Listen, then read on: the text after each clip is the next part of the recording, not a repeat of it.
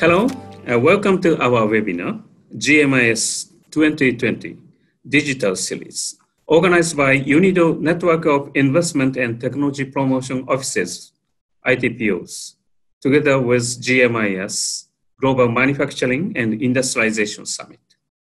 My name is Yuko Yasunaga, the head of UNIDO ITPO Tokyo, and I will moderate today's session. It is my pleasure and honor to welcome our distinguished guest speakers and audience to this session. Today, we would like to explore the future of manufacturing and industries together with our guest speakers and find out what could be the potential of Industry 4.0 in advancing the achievement of the SDGs and shaping Society 5.0. To begin, I would like to give the floor to Dr. Bernardo Calzadilla-Sarmiento, Managing Director of Directorate of Digitalization, Technology and Agribusiness, and the Director of Department of Digitalization, Technology and Innovation, for opening remarks. Please, the floor is yours, Bernardo. Thank you very much. Excellencies, distinguished guests, ladies and gentlemen. Good morning. Good afternoon, even good evening. I am very delighted and very honored to welcome you to the GMIS digital series on the future of manufacturing and industries. We are entering a new era of industrial development, which requires innovative approaches to bridge global gaps in investment, technology, and infrastructure. The ongoing COVID-19 pandemic has been most disruptive in a century, putting an immense strain on societies and economies around the world. Due to global interdependence and interconnectivity, the effects and business closures, supply shortages, decreasing demand of consumer industry have shrunk and industrial activities have decreased worldwide. Recent analysis on the COVID impact have predicted further downward trends to the GDP overall growth. Moreover, the pandemic may have considerable negative implications to realize the 2030 Agenda for Sustainable Development. The estimate prior to the crisis showed a gap of $2.5 trillion per year to implement these SDGs. The current unpredictable situation may aggravate this trend, which could amplify existing challenges in global production. Developing countries are likely to be most affected, as global foreign direct investment in 2020 is projected to plunge 25 to 50% in developing countries in Africa, Asia, and Latin America. However, it is also evident that the COVID-19 pandemic provided us with a big opportunity to accelerate progress towards collaborative solutions to the development issues, most notable through advanced manufacturing technologies and digitalization. Even prior to the crisis, global manufacturing was in the midst of an unprecedented and rapid change due to the convergence of the digital and traditional manufacturing sectors.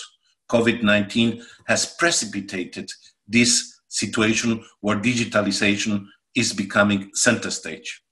The fourth industrial revolution has the potential for contributing to increased resource efficiency and helping shift towards a more circular economy.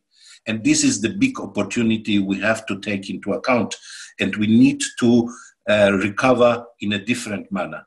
The new technologies such as artificial intelligence, Internet of Things, big data, 3D printing, robotics, etc., are enablers to a more circular economy, are enablers to sustainability. To create such enabling environment for developing countries and economies in transition, digital transformation will definitely play a very important role. At the UNIDO, the organization of the United Nations mandated to address the complexity to the development of an inclusive and sustainable industrial development, UNIDO is certainly fully aware of the challenges that it brings to implement Industry 4.0 solutions in developing countries. Today, the potential of Industry 4.0 for manufacturing and for the future of manufacturing will be discussed. Innovation, knowledge sharing, strategic partnerships are vital to realize the digital transformation for achieving the SDGs and inclusive and sustainable industrial development, as we call it, ISID. One important issue to how ensure inclusion of the most vulnerable, because the COVID has also shown that we face a problem of inequality, especially women, youth. We need to make sure that nobody is left behind while pursuing the future manufacturing with advanced technologies. Another challenge is to provide adequate skills training to effectively use these technologies. In other words, reskilling human resources. We need to move to a paradigm of sustainability that is people-centered. I hope this session will inspire you to explore new potentials for the digital transformation and help you to reflect upon the future of manufacturing and sustainable industries. For further discussion, I would like to welcome and thank our distinguished guest speakers. Thank you very much. Back to you, Mr. Yasunaga. Thank you very much, Bernardo. Today we have 5 distinguished guest speakers from Italy, Japan, Germany, China, and Russian Federation. First, I would like to welcome Professor Stefano Fantoni. Professor Fantoni from Italy is a champion of the Euroscience Open Forum, ESOF, 2020 Trieste, and the president of the Trieste International Foundation of Freedom and Progress of Science. Professor Fantoni, could you please tell us your observation and opinion on the future manufacturing and your view on the relation between science and business in this respect? Professor Fantoni, the floor is yours. Thank you. Welcome, everybody, and thank you for having introduced me. Let me say a few words about the Euroscience Open Forum, the event that will be held in Trieste in September this year. As of events, has always been offering one of the main European open space for a multidisciplinary discussion on the development of science and technology, their role on society, and the impact on economy. In particular, the Trieste event is meant to be the beginning of a development in this territory of a center which will be an agora of the encounters of science with the manufacturing systems and to look for projects, operative projects about innovation technologies. As was mentioned before, the pandemic have just been a big event into all these activities, and in particularly, I would say that have added to the event even more deep motivations. Never before the scientific community needs and wants to show to be one of the principal actors to face up the challenges of the future. The pandemic has shown that as the science and the research should be a model for such a development. Now, having said that, I will enter into the arguments of this beautiful and interesting discussion, just showing you that the ESOF event is actually doing this. We have, besides a science program, sectors which are related to science to business, sectors which are related to science to careers for youngs, and in particular, a sector which is dedicated to science to citizens through a science festival.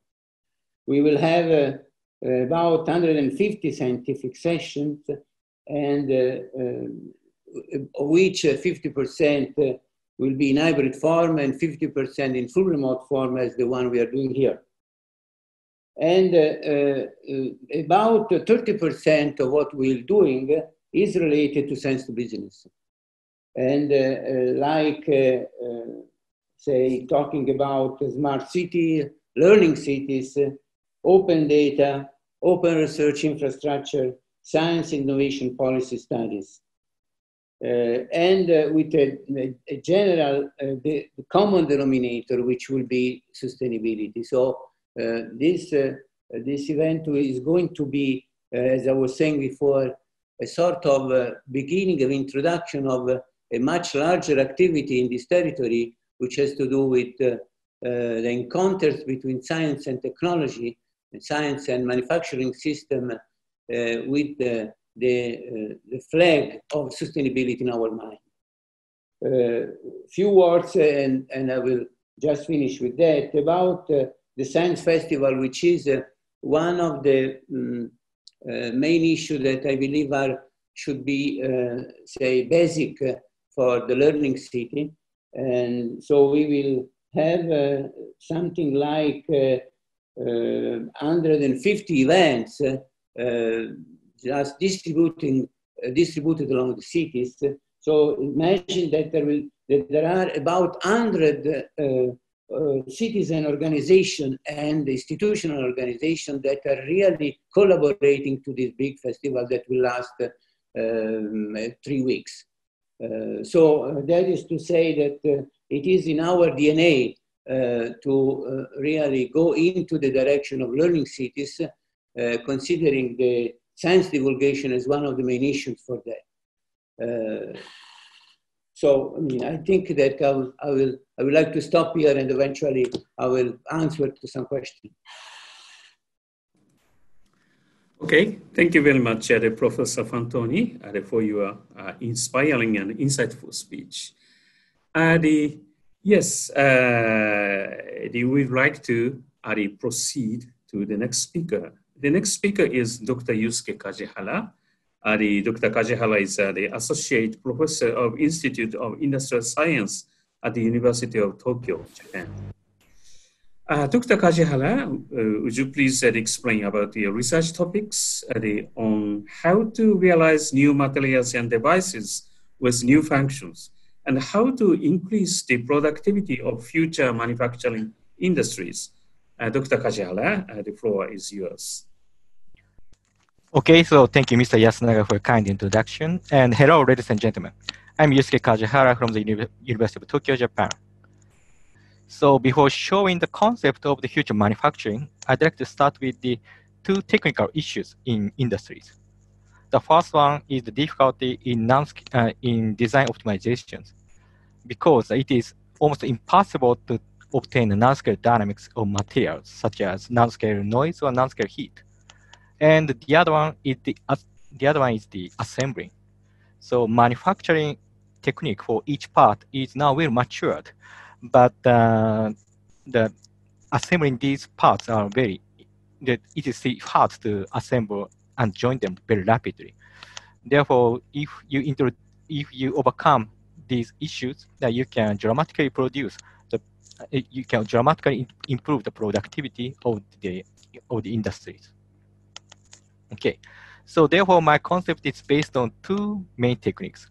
One is a terrace nanoscopy. So this terrace nanoscopy proves the nanoscale dynamics of materials like this, and by analyzing the data with AI, you can obtain the novel multiscale designs of, for example, the automobiles, the atomic layer, the semiconductors, and artificial organs. And as I told you, so the manufacturing technique of each part is well matured. On the other hand, assembly technique is becoming very, very important to realize the flexible designs and reduce the cost and the time. Now, in this study, in this concept, so with this second technique, adhesive joining, all these kind of parts are rapidly and strongly joined. So from now, I'd like to talk about the details about the concept and these 2 techniques. Okay, so first, here is the first technique, which is a terrace nanoscopy. So as you know, all materials induces and generate the charge polarizations near the material surface due to the electron motions and lattice vibrations and biomolecular motions. And this kind of charge polarizations induces very strong electromagnetic waves near the surface, and which is called the terrestrial surface waves. And its wavelength is from 10 to 20 micrometers, and it obtains a lot of very important information of the materials.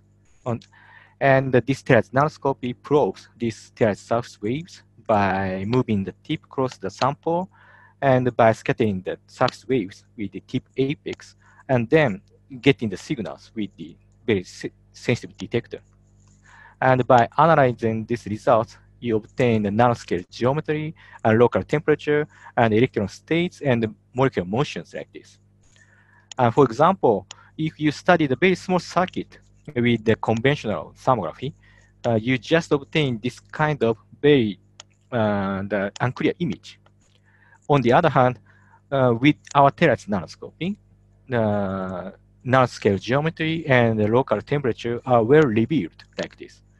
And please note that these two are obtained in the same place. And you can see in this nanoscopy results that the inner side is much hotter than the outer side because the current wants to pass through the shortest way.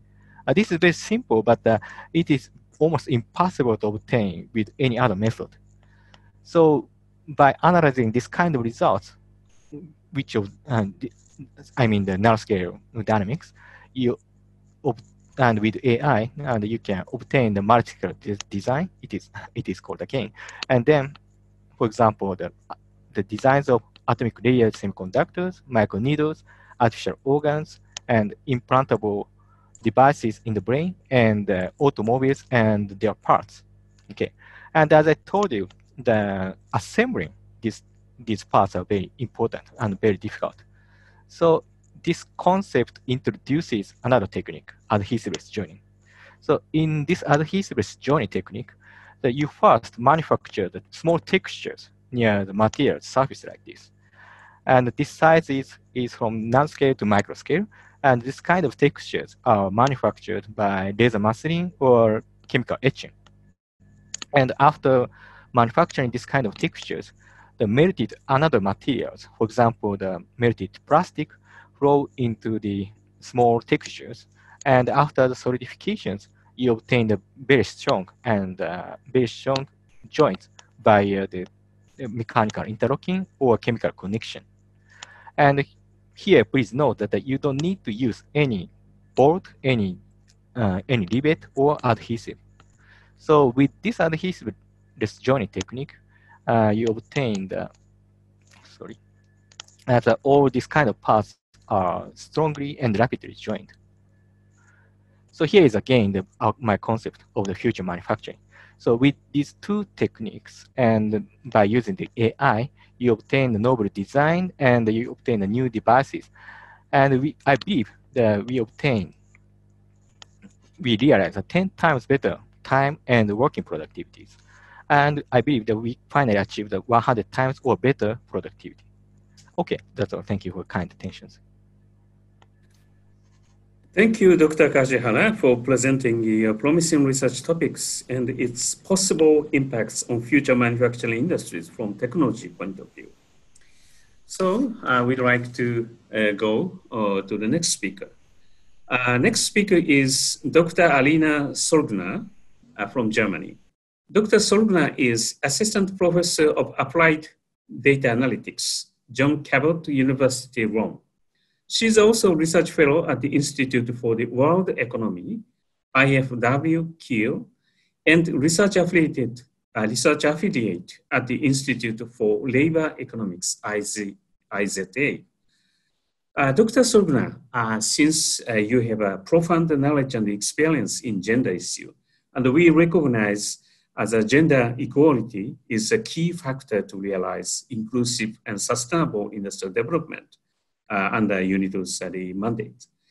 How do you think the prevalence of the fourth industrial revolution technologies may influence gender equality? Dr. Sorgner, the floor is yours.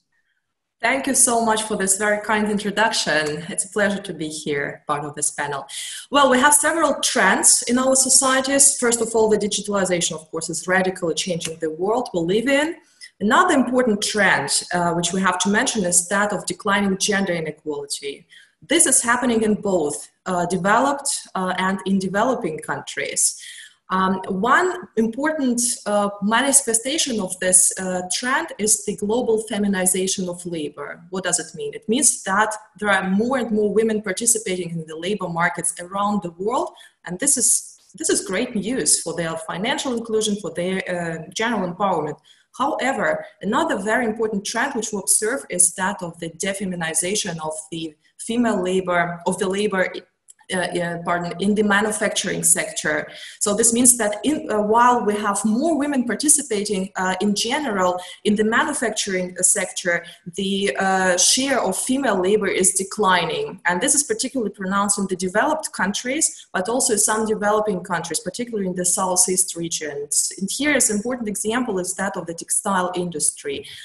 Because this industry in the Southeast region traditionally employed lots of female labor. Now, this textile industry is experiencing tremendous transformation due to digital technologies and Industry 4.0. There are 3D printing technologies which are used in this industry. There are digital assistance systems, just to mention some of them.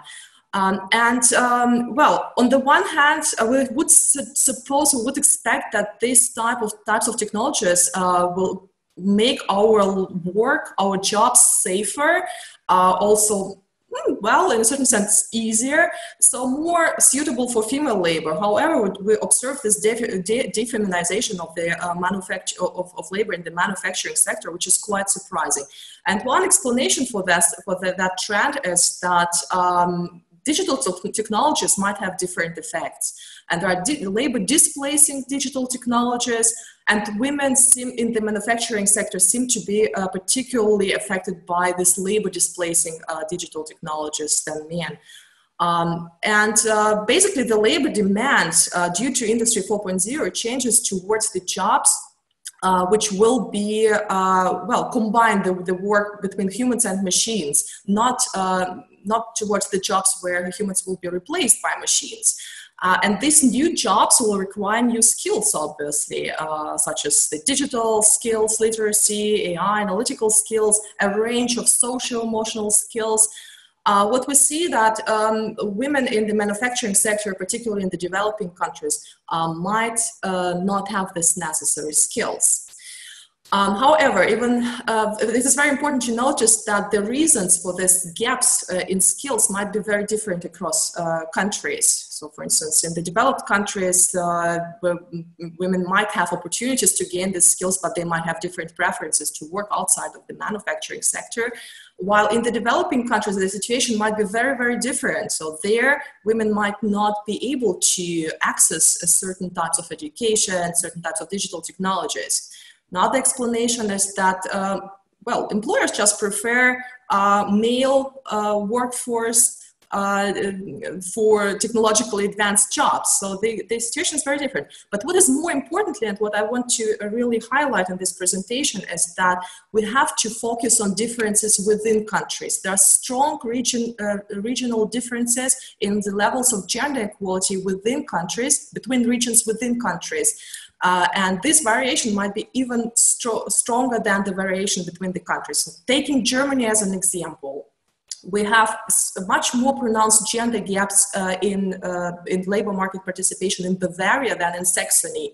And one explanation for that is that these two regions have very different historical pasts, historical backgrounds. While Saxony had the socialist past, where the socialist regime integrated women in the labor force. This is very different in Bavaria, where the historical background was more traditional and conservative. Of course, there are industrial differences between regions, which might also contribute to this regional differences in the levels of gender equality within the countries.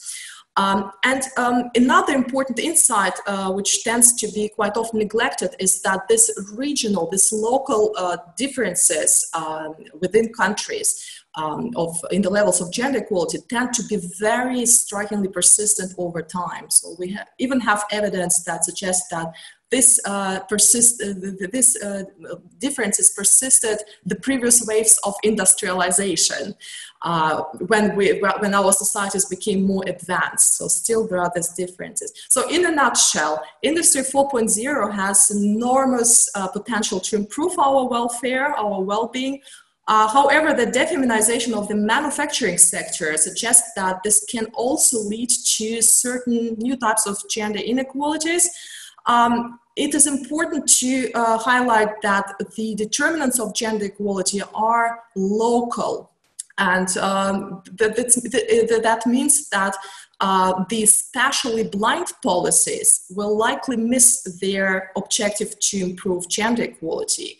And therefore, this is exactly why we need long-term oriented and local approaches to promote gender equality that recognize gender equality as a global objective, which can be best achieved by considering local factors that might impact gender equality. Thank you so much. Thank you very much, Dr. Sorgner, for your insightful speech with the detailed examples. Thank you. So the next speaker is Mr. Bill Huang from China. Mr. Huang is founder and CEO of CloudMinds. Mr. Huang, since you are from the business sector, how do you think we could embrace the new era of 5G and robotics service when applied to a wide range of manufacturing industries? Mr. Huang, the floor is yours, please.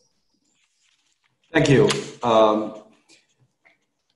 Good afternoon, distinguished guests, ladies and gentlemen. It's my honor to be at this webinar. I wanted to express my special thanks to UNIDO Shanghai office for making this presentation possible. And I'm very happy to join the distinguished guests on discussing next generation manufacturing technology. And specifically, I wanted to discuss cloud robotics and how it will play a role in that transformation. So to begin with, I wanted to slightly cover, what is cloud robotics. So having, worked in the communications industry for more than 30 years, I started this company 5 years ago with the purpose of building smart robot. What I realized is that for human being, the most complex part is the human brain. It turns out the complexity of the human brain is so complex that it takes more than 1 million times of weight, power consumption, and dimension to build a computer to the same complexity as a human brain. That is, the more than 100 billion neurons inside the human brain. It's almost next to impossible to be built using electronics and still to be able to put in the head of a robot. So it is fair to say that when nature created a human, it uses a biological system and did not use electronics, because electronics is just way consuming too much power. But nature has a very advanced computer, but it has a relatively less advanced network. The nerve system for the human is actually quite dull. Its average delay is 150 milliseconds. The shortest delay is eye to the brain is only 30 milliseconds. So to make a network with that performance would not be that hard. So the 4G network will have a average delay of a round trip of 100 milliseconds, while the 5G network will have an average round trip delay of less than 10 milliseconds. So if you look at the right-hand side, by placing the brain of the robot in the cloud, then we can use a mobile communication network to build a new type of robot where the entire robot spans from a cloud brain to a mobile nerve system to finally a robot body. So this way, we can build an extremely complex robot. So this picture shows how we can accomplish that. So in this picture, we show a 3-tier architecture. So the brain in the cloud and then the mobile network as an all-encompassing ubiquitous nerve system. And then the robot body would be at the service front. So in this case, humans will no longer need to be providing the service at the front. The humans will become robot trainers and robot operators. And in this way, then we can build any types of robot specifically purposed for specific applications, or we can build a general purpose robot to be working as a family nanny or as an office assistant. So how do we make this possible?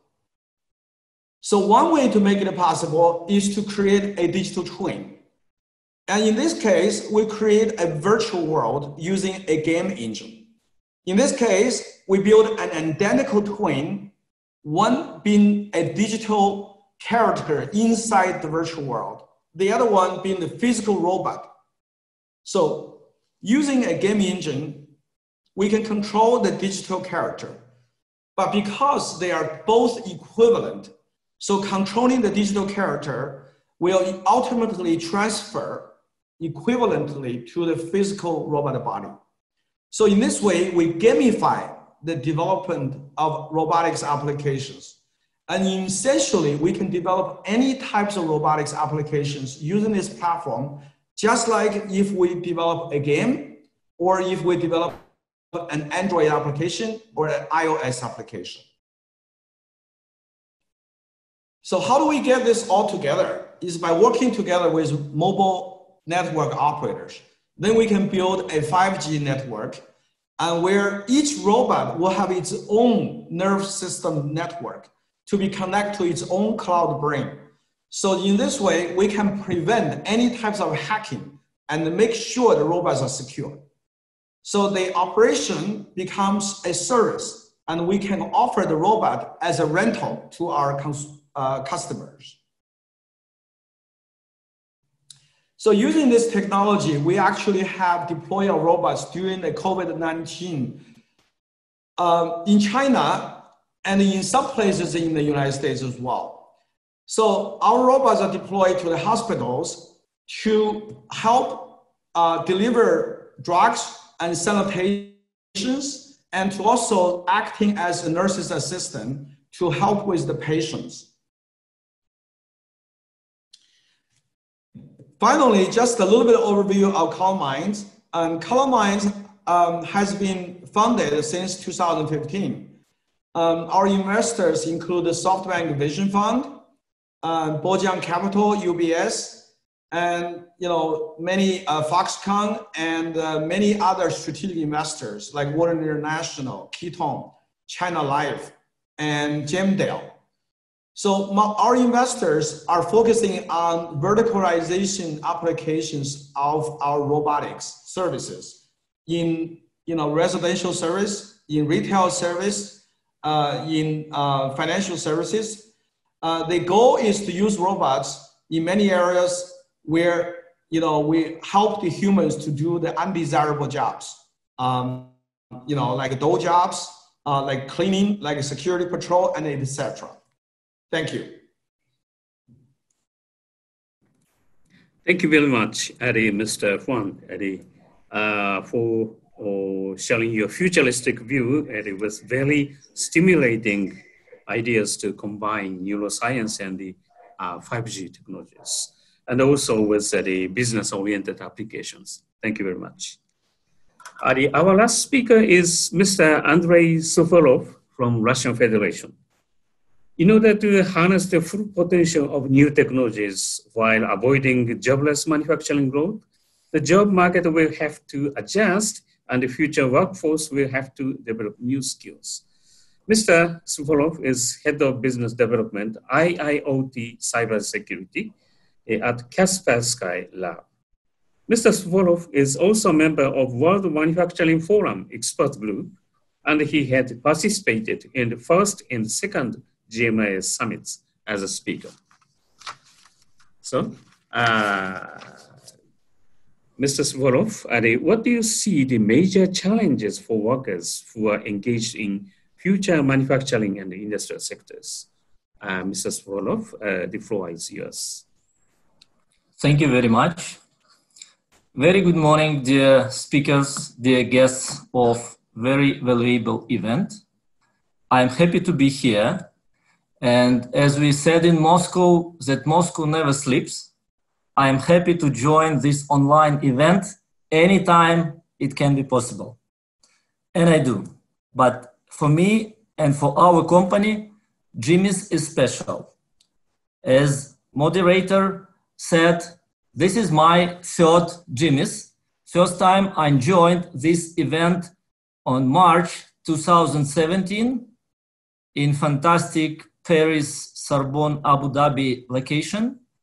And I see a big value from the opportunity to meet very respectable people, experts, and to increase our professional network, as well as to enrich by ideas we can deliver to each other. Today, I would like to emphasize on one simple idea that regardless set of brilliant technologies and researches we all have been conducting during era of fourth industrial revolution, we all face with a big challenge, and the name of this challenge, skill phenomenon gaps for industrial revolution. I am lucky that I am a part of expert group for World Manufacturing Forum.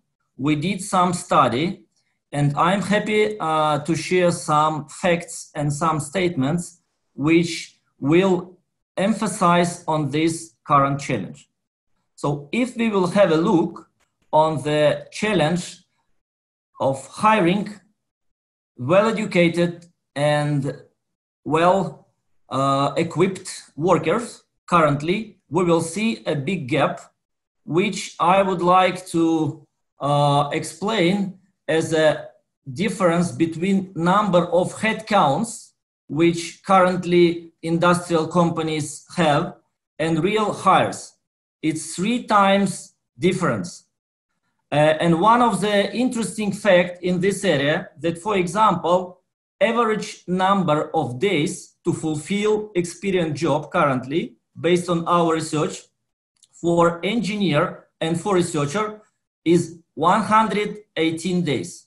So you can imagine that, for example, if you are big boss and owner of the company, and based on our today's session, you will like adhesiveless joining technology or cloud robot technology, which we deliver, and decide to start fulfill the job. So if you are lucky and you will start this process in August, you will finish it before end of the year. So we see that skills phenomenon gap can impact in the same way, in the same volume as the technology, because we should be ready to prepare our teams. We also had some research, what are the skills will be necessary for the worker of the future. We identified 10 of them. Due to time limitation, I will not go through all 10, but for example, it will be necessary for future worker to use and design AI, artificial intelligence and data analytics solutions. It will be definitely requirement to have a creative thinking to resolve very complex problems. It will be, for example, ability to work physically and psychologically safely and effectively in the area of new technologies. For example, if some robots are working close to you. And of course, 1 out of 10 is my favorite topic, which is about cybersecurity, because it will show reflection of penetration new technologies to all elements of modern industrial cyber-physical system. In 2 words, to summarize all these 10 skills, I would like to state that effective and ideal industrial worker of the future should combine at least 4 categories of competences. One is it had to be like this, engineer. Second, it should be like developer. The third one, it definitely should have some strong cybersecurity set of skills. And of course, on top of that, it should represent definitely entrepreneurial set of skills. Engineer, developer, cybersecurity expert, and entrepreneur. So I wish all of us, we will be able to identify and to hire such people in our companies. In the conclusion of my short 6 minutes presentation, I would like to thank UNIDO, as since our first GMIS session, we have been working closely in the area of awareness and in the education, which will definitely allow to bring this new set of skills to our current workforce. So recently we signed memorandum and currently work on online training for industrial cybersecurity, which is a part of this story. Thank you very much. I wish you health, stay online, and be healthy. Thank you. Thank you very much, Mr. Suvorov, for your comprehensive suggestions of the important skills for the future manufacturing. Now, I would like to some questions to the speakers. First, I'd like to ask Professor Fantoni. You mentioned the multidisciplinary ideas, importance of multidisciplinary discussions. And also, you mentioned the idea of learning cities. What do you think is the most appropriate methodology to promote the idea of learning cities with multidisciplinary ideas? Thank you for the question. Well, I believe that the main issue for constructing a learning city is just to think about that you really have to think about a problem-solving education. I mean, very much like the last speaker was saying. I think that is very important, according to me. The second point that you want to think of is that you need a centered strategy. It's not that you can just create a learning city, just leaving everybody solutions to work. It doesn't work like that. And so this central strategy could be the regional strategy or a strategy of a foundation which is in charge of this. Then you want to think about the learning levels that you want to. So the learning levels are several in a way, as you may imagine. You have the schools. Schools is certainly a level that you want to think of. You have the universities, which can give you sort of manpower which is needed for the future, for the new careers, as well as post-universities. And you really also need dedicated schools for this. That is something, for instance, in Trieste we are thinking of, just to have as a post-ESOP event, something which has to do with these dedicated schools for these learning city activities.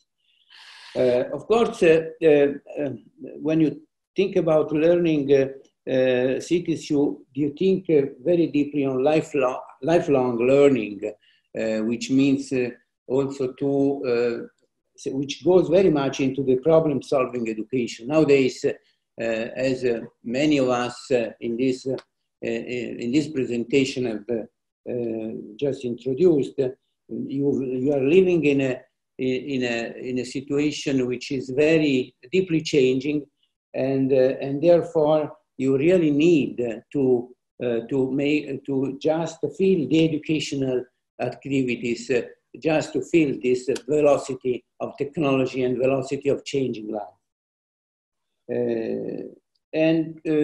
The last point I want to make is that when you are thinking of doing, say, problem-solving education, which I think is the basis, as I said, of these learning cities constructions, one has to think not only to sort of ex-cathedra lectures. Of course, you have to have it as cathedral lecture, but you really have to have also participation to projects. You have to learn not only to know, but also to do something. And that is actually something which is generally missing in examples that I know around. I mean, you really want to have that the students of these learning cities, which are everybody, all the citizens in a way, have to really participate to projects which can be constructed for them.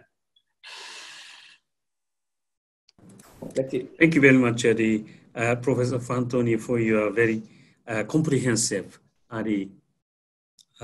ideas and explanation. So I would like to ask Dr. Kajihara next, because we sometimes or often see that many developing countries cannot absorb or digest new technologies brought from developed countries. What do you think is the barrier to smooth introduction of such technologies you mentioned in your presentation to developing and emerging countries? And what is a possible role for academies, governments, and industry? Okay, thank you. It is a pointed question, but it's also difficult. So I think to introduce new technologies, countries need to have high-level cyber-physical system. So I mean the cyber and physical fields need to have a good balance. So, but in developing countries, cyber field is not well matured, I think. Of course, relatively matured, but not well matured. So I think it is easier to introduce a physical technology. Of course, it is still difficult, but for example, introducing a new practical system such as adhesive joining has less difficulty than cyber systems. However, in terms of the cyber system, I think you need to introduce or develop supercomputer system and accompanying power supply system and high-speed networks. Of course, you can use supercomputer in other countries if you pay a lot of money, but still needs to have strong and high-speed networks. So I think it is this speed networks is the bottleneck. So I think the governments of developed countries need to take the initiative for introducing strong cyber fields in developing countries. The introduction, I think, should pay after several years, because this kind of introduction encourages a strong industry collaboration between governments and industries. It is my opinion. Can't be the answer. Thank you very much, Dr. Kajihara, for your the idea. Yes, many people would agree with you about the role of governments in the academia to build a strong, resilient cyberspace. Yes, thank you very much. So, Dr. Sorgner, yes,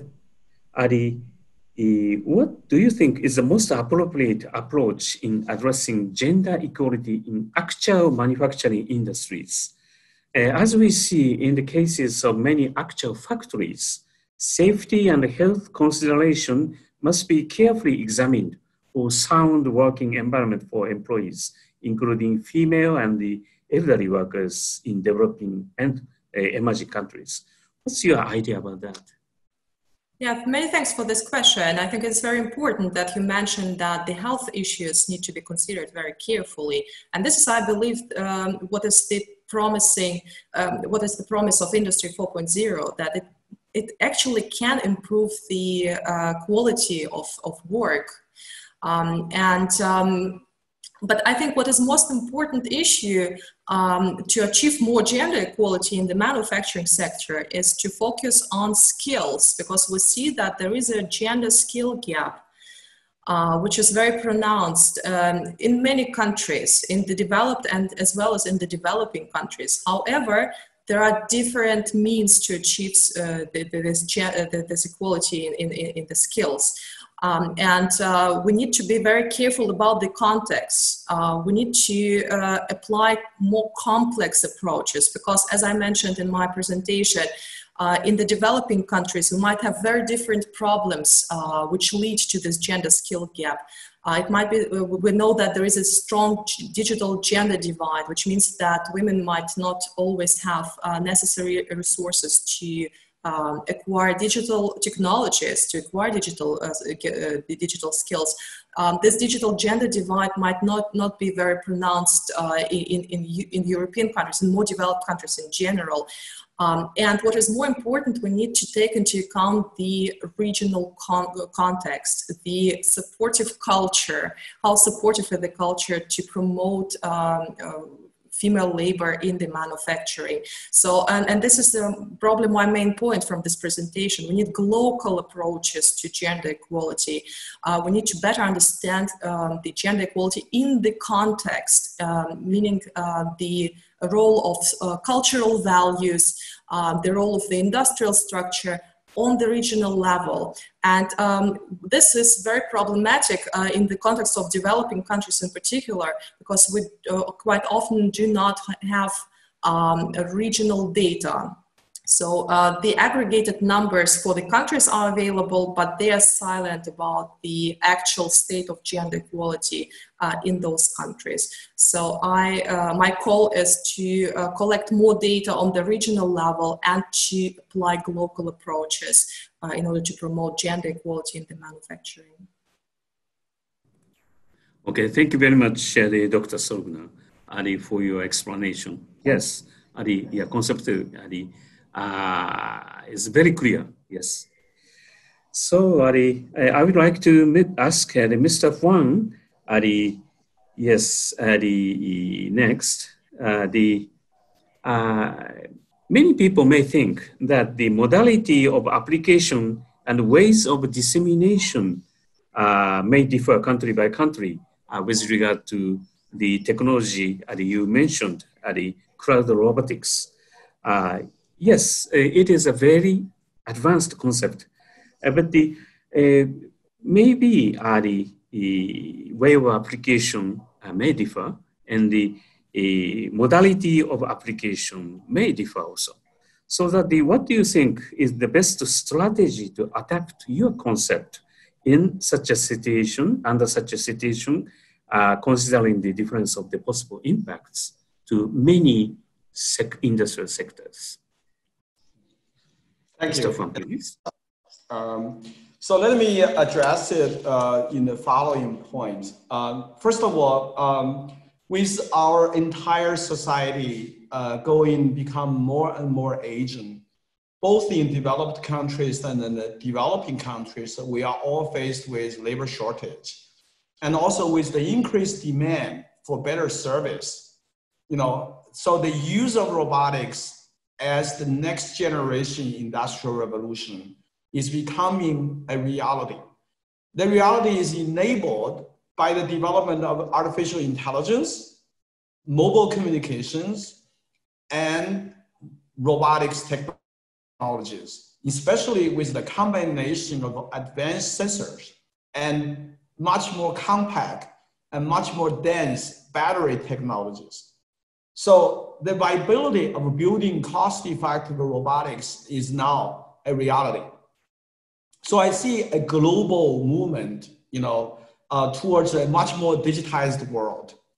Now, between the developed countries and developing countries, I think one important, difference is that developed countries have a very mature infrastructure. Well, in the developing countries, the infrastructure is much less mature. So it is actually, a very good thinking to start thinking about robotics deployment, when build infrastructure. In fact, building the communications infrastructure is much simpler than building roads or railroads. So, 4G and 5G deployment is much easier than building roads. So we believe by using advanced technology like legged robots, then we can actually deploy robots, to a much more complex developing world in agriculture, in service industry, and so on and so forth. Also, it will make it much easier to train, young generations which grow up on mobile phone. Not only in the developed world, but also in the developing countries like China and India, people grow up on mobile phones. And they grow up on mobile phones, so they know how to play games. If they know how to play games, then they know how to operate robots. Not only they can operate robots, right? Artificial intelligence can be trained at a vast user base that can be used to generate the data. So I believe, number one, in the developing country and the emerging economy, there's a much better advantage, for people to train the robots. And their skill over the network can also be deployed to help the developed countries which lack human resources. So they don't need to become a migrant worker. They can work from their own country and help the other country to operate the robots. I think that's a much better way to develop the economy, right? Second, because of the emerging economy of building, infrastructure of robotics, so many material and components, and there will be increased use of manufacturing capability. And this increased use of manufacturing capability no longer requires, much more migrant workers. The workers, they don't need to migrate. They can operate and work over the network. Last but not the least, I think the time is now for the United Nations to work together amongst the developed countries and developing countries. And the UNIDO is a very good platform. And China is a very good country where it combines both industrialized regions and developing regions. And they can set as an example to the rest of the world to work together and how to advance the next generation technology in developing countries and combined with the applications with the developed countries. Thank you. Thank you very much, Mr. Huang, for your very intensive and profound idea, not only for UNIDO, but also for other international organizations to collaboratively work with.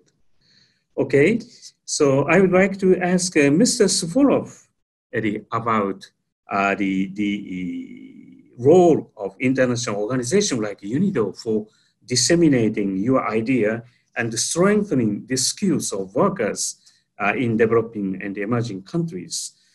Yes, we agree with you. We must be a good engineer. We must be a good developer. We must be a person with very high cybersecurity skills, and we must be a good entrepreneur. But how can we achieve that, especially in developing and emerging countries? And what is the role for us, international organization? Mr. Suvorov, please. Thank you, Yuko-san. I would like to put my vote in your question for cybersecurity as an example. Because for last coming years, cybersecurity converted from discipline for IT security guys or for CIO of the company and came to the boardrooms. So if you will check last researches from famous analyst companies regarding risk for the business, you will all surprise that cyber risks are either number 1 or number 2 for big corporations, which means to pay special attention and understand what does it mean in terms of my business, what does it mean in terms of possible losses and possible profit erosion. And here I would like briefly provide some set of advices, because we work very deeply with the customers and with the markets to deliver right message about what is cybersecurity today. Number one, we all have to increase our cyber hygiene in our positions, especially for industrial area. If you deal with a turbine or conveyor or some other physical asset stuff, please pay attention for your cyber hygiene. In this open, I would like to give one free of charge advice. It may definitely save some money for your companies. So please do not charge your smartphones from the operator machines. We still have many cases when cyber incidents start from simple violation when operator just use the cord and put it into the operator machine. I would like also to add a statement about role of developing countries and cooperation with UNIDO. You know that this is a fact. We can discuss it more precisely offsite, that Russia is a big source of software programmers of high quality, which means that maybe we are not so strong in engineering, but we are very strong as a developing market in a software development. As I mentioned before, worker of the future should have definitely this set of skills, which means that without international collaboration, it will be difficult to reach the synergy. And we see many cases, it's real cases when we work with the German companies who have a very high quality in industrial automation, and we enrich it in the field of cybersecurity or in some software development. Of course, UNIDO as a center of international cooperation will definitely increase the role of such globalization and international collaboration between countries which have some specific skills. So I think it will work definitely. And we are ready to join this process. Thank you. Thank you very much, Mr. Suvorov, for your detailed illustration with examples. We have wide variety of topics presented by 5 distinguished speakers. I personally believe those are the points closely interrelated, and we need more discussion to explore this kind of ideas. However, I'm very sorry, so time is limited. So before we close our session, I would like to invite Mr. Weixi Gong, the Chief of Investment and Technology Promotion Division at UNIDO. Mr. Gong, the floor is yours for your concluding comments. Thank you very much, Ms. Yasunaga-san. Thank you very much to our panelists for inspiring discussions about the future manufacturing and industries from the perspectives of academia, research, and business sectors. In the speech and the presentations of Professor Fantoni from Italy touched upon the relation between science and business, local and international development throughout the learning cities experience, and the importance and of technology transfer, open data and open research infrastructure in the field of science and innovation policy studies. Professor Kajihara from Japan covers future manufacturing from design to potential implementation. He introduced the concept of passive nanoscopy to us, which could design new digital devices for future generations. According to his statement, This could eventually enable us to increase the productivity in manufacturing to 10 or 100-fold. Dr. Sorgner from Germany talked about the fourth industrial revolution and gender. She raised new challenges to gender equality that rest from the fourth industrial revolution technologies. Taking this consideration of culture, social, economic, and historical factors that might influence gender equality, Dr. Sorgner called for global approaches to gender equality. Mr. Huang from China on the cloud robotics. He described cloud robots would finally achieve human-level intelligence in the new era of 5G, and the robots' intelligence could converge quickly towards human intelligence for various usage. He specified also the interest of investors globally. Mr. Suvorov from Russia pay attention on skills. Last but not least, he emphasized the top 10 skills for the future of manufacturing demonstrated by him are very helpful indications for us and for our future generation to be aware that what skills will become increasing importance and relevance for workers to stay competitive in the coming years.